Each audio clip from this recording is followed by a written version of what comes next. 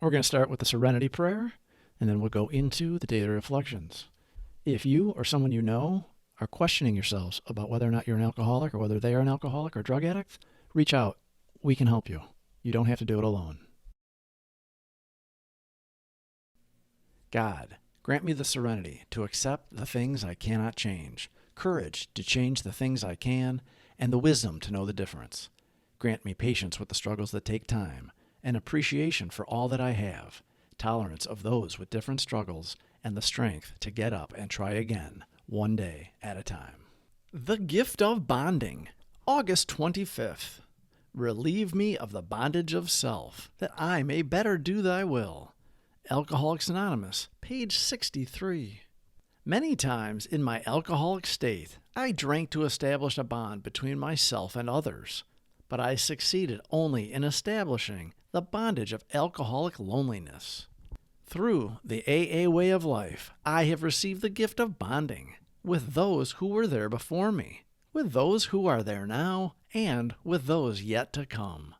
For this gracious gift from God, I am forever grateful. Step 3 is a prayer where we acknowledge to ourselves and another person we are openly turning our will and life over to His care, our higher power's care as we understand Him. Coming to understand that our selfishness is a form of slavery shows us how ridiculous we have been in living a life of fear. It is the beginning of relying on faith in an entity outside of ourselves. Selfishness, self-centeredness, that we think is the root of our troubles. Driven by 100 forms of fear, self-delusion, self-seeking, and self-pity. We step on the toes of our fellows, and they retaliate. Sometimes they hurt us, seemingly without provocation. But we invariably find that at some time in the past, we have made decisions based on self, which later placed us in a position to be hurt. So our troubles, we think, are basically of our own making. They arise out of ourselves, and the alcoholic is an extreme example of self-will run riot, though he usually doesn't think so. Above everything, we alcoholics must be rid of this selfishness. We must, or it kills us. God makes that possible. We identified the problem, and now we see there is a solution that will make our life easier. It will not make it more burdensome.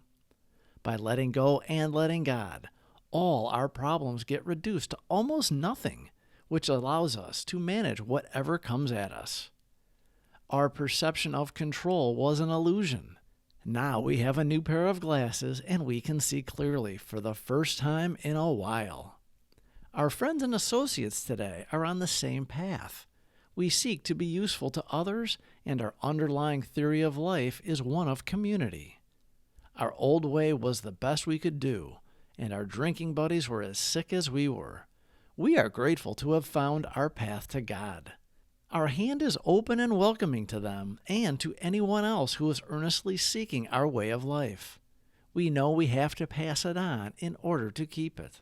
Our selfishness will kill us, and there is only one solution. That one is turning our life over to God, aligning our will with His will, and being of service to others.